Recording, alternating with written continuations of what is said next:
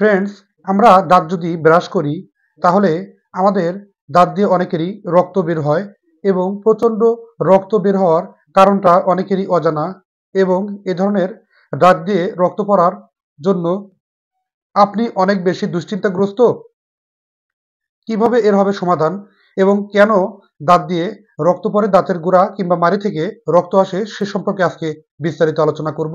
তার আগে যারা এখনো পর্যন্ত সময়ের স্বাস্থ্য কথা চ্যানেলে সাবস্ক্রাইব করেননি তারা অবশ্যই সাবস্ক্রাইব করবেন এবং পাশে থাকা বেল আইকনে ক্লিক করে নিয়মিত আপডেট নেবেন। চলুন মূল আলোচনাটি শুরু করা যাক। আমরা যারা নিয়মিত দাঁত ব্রাশ করি, সাধারণত দাঁত ভালোভাবে পরিষ্কার না হওয়ার কারণে বিভিন্ন সময় কিন্তু দাঁতের ফাঁকা জায়গাগুলোতে এবং ফাঁকা জায়গাগুলোর ভিতরে বিভিন্ন প্রকার ময়লা এবং খাবার কণাগুলো জমে থাকে। এতে করে দাঁতে এর যে খাবার কণা জমে থাকে তা ধীরে ধীরে কিন্তু ক্যালকুলাস বা ক্যালকুলাস আকার ধারণ করে। এটি মেডিকেল ভাষায় ক্যালকুলাস বলা হয়, অর্থাৎ দাঁতের মাড়ির ফাঁকা জায়গাগুলোর ভিতরে পাথরের মতো একটা স্তর বা আবরণ পড়ে যায়। এ ধরনের সমস্যা হলে সাধারণত দাঁতে এর গোড়া দিয়ে সাধারণতই ব্লাড পড়া বা রক্তপাতজনিত সমস্যা, দাঁতের গোড়া থেকে রক্ত পড়ার সমস্যার সূত্রপাত হতে পারে। দ্বিতীয় নম্বর যে কারণটি সেটি হচ্ছে, আমাদের যারা দাঁত ব্রাশ করে অনেকে দাঁতকে পরিষ্কার হচ্ছে না ভেবে জোরে জোরে দাঁত ব্রাশ করার কারণে দাঁতের এনামেল ক্ষতিগ্রস্ত হয়। দাঁতের উপরের যে অংশগুলো আছে, এই লেয়ারগুলো, যে হলুদ হলুদ আবরণ আছে, এই আবরণগুলোকে অতিরিক্ত ঘষা দেওয়ার কারণে ভিতরের অংশগুলোর ভিতরে যে হলুদ লেয়ার আছে এই আবরণকে অতিরিক্ত পরিমাণে প্রেশার ক্রিয়েট করে জোরে জোরে সাধারণত দাঁত পরিষ্কার করার চেষ্টা করার কারণে উপরের এনামেল ক্ষতিগ্রস্ত হয় এবং ভিতরের যে হলুদ আবরণ আছে এই আবরণগুলো উঠে যেয়ে সাধারণতই অনেক সময় রক্তপাতজনিত সমস্যা হতে পারে। তৃতীয় নাম্বারটি কারণটি হচ্ছে ভিটামিন কে এর অভাবজনিত কারণে। ভিটামিন কে এর অভাবজনিত কারণে আমাদের দাঁতে গোড়ায় রক্তপাতজনিত সমস্যা হতে পারে, দাঁতের গোড়া থেকে রক্তক্ষরণ হতে পারে, কারণ ভিটামিন কে এর অভাবে রক্ত জমাট বাঁধতে বাধা প্রদান করে। চতুর্থ নাম্বারটি হচ্ছে ভিটামিন সি এর অভাবে। ভিটামিন সি এর অভাবজনিত কারণেও কিন্তু দাঁত থেকে রক্ত পড়ার সমস্যা গ্রো করতে পারে। পঞ্চম নাম্বারটি হচ্ছে হার্টের রোগীদের সাধারণত ব্লাড থিনার হিসাবে যে এসপিরিন বা ইকোস্পিরিন জাতীয় ট্যাবলেট ব্যবহার করা হয়, এটি কিন্তু আমাদের রক্ত এর জমাট বাঁধাকে সাধারণত ব্যাহত করে এবং এতে করেই সাধারণত দাঁতের গোড়া থেকে রক্তপাতজনিত সমস্যার সূত্রপাত হতে পারে। ষষ্ঠ নাম্বারটি রক্তজনিত রোগ যেমন লিউকেমিয়া, অ্যাপ্লাস্টিক এনিমিয়া, এ ধরনের রোগীদের কিন্তু দাঁতের গোড়া থেকে রক্ত পড়ার একটা সম্ভাবনা থাকে। সপ্তম নাম্বারটি হচ্ছে প্রেগন্যান্সিতে যে হরমোন ইমব্যালেন্স হয়, এই হরমোন ইমব্যালেন্সের কারণেও কিন্তু দাঁতের গোড়া থেকে রক্ত পড়ার সমস্যা তৈরি হতে পারে। এবং অষ্টম নাম্বারটি হচ্ছে টিনেজার্স যারা আছে তাদের কিন্তু দাঁতের গোড়া থেকে রক্ত পড়ার সমস্যা অনেক বেশি।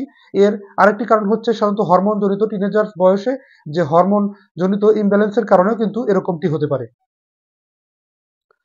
আবার নবম নাম্বারটি হচ্ছে অনেকে ডেন্টাল ফ্লপস ইউজ করছেন না, তার ক্ষেত্রেও দাঁতের যে ময়লা সঠিকভাবে পরিষ্কার হচ্ছে না, এ কারণেও কিন্তু এর সমস্যাটি গ্রো করতে পারে। দশম নাম্বারটি হচ্ছে অনেকে ডেন্চার ইউজ করছে, অর্থাৎ আলগা হয়ে যাচ্ছে ডেন্চার এর অংশ। অনেকে যে আলগা যে লুজ হওয়া ডেন্চার ইউজ করে, অর্থাৎ দাঁতের যে অনেকে আলগা দাঁত ব্যবহার করা হয়, এই আলগা দাঁতের যে অংশগুলো আছে এটি যদি লুজ কানেকশন বা লুজ হয়ে যায় দাঁতের মাড়ির সাথে লাগানোর ক্ষেত্রে, এই লুজ হওয়া ডেন্চার ধীরে ধীরে কিন্তু পরবর্তীতে মাড়ি দিয়ে রক্তক্ষরণজনিত সমস্যা হতে পারে। ডেন্চার ইউজ করলে আলগা দাঁতের কারণে লুজ হয়ে যাওয়া ডেন্চার ইউজ করলে দাঁতের মাড়ি থেকে রক্ত পড়ার সমস্যা গ্রো করতে পারে। 11 নাম্বারটি হচ্ছে স্মোকিং এবং যারা পান, জর্দা, গুল, অর্থাৎ যারা বিড়ি সিগারেট খান এবং যারা পান, জর্দা, গুল দাঁতে ঘষে থাকেন, ধীরে ধীরে কিন্তু দাঁতে বিভিন্ন প্রকার সমস্যার কারণেও দাঁতের গোড়া থেকে সাধারণত ব্লিডিং সমস্যা এসে যেতে পারে। এছাড়াও বিভিন্ন প্রকার জটিল ও কঠিন রোগ থেকেও দাঁতের গোড়া এবং দাঁতের মাড়ি থেকেও কিন্তু রক্তপাত জনিত সমস্যা হতে পারে।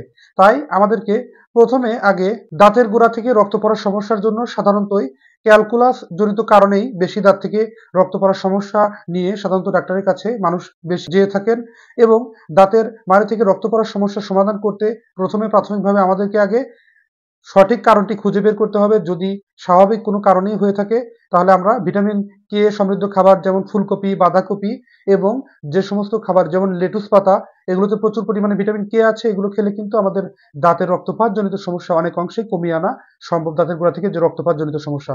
এছাড়াও ভিটামিন সি সমৃদ্ধ খাবার যেমন লেবু, মাল্টা, কমলা, এগুলোতে প্রচুর পরিমাণে ভিটামিন সি আছে, এগুলো খেলে কিন্তু আমাদের ভিটামিন সি এর ঘাটতি পূরণ হয় এবং দাঁতের গোড়া থেকে রক্ত পড়ার সমস্যা অনেক অংশেই কমিয়ে আনা সম্ভব।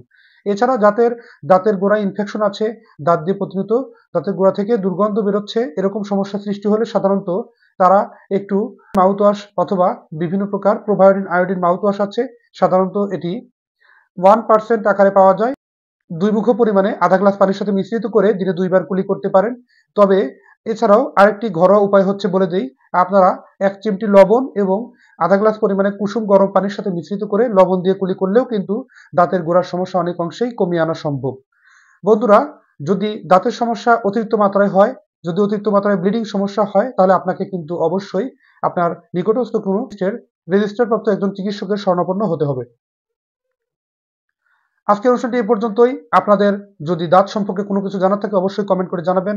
সবাইকে অসংখ্য ধন্যবাদ জানিয়ে অনুষ্ঠানটি এ পর্যন্তই শেষ করছি। পরবর্তীতে নতুন কোনো আয়োজন নিয়ে হাজির হব। সে পর্যন্ত ভালো থাকবেন, সুস্থ থাকবেন আর সময়ের স্বাস্থ্য কথার সাথেই থাকবেন। আল্লাহ হাফেজ।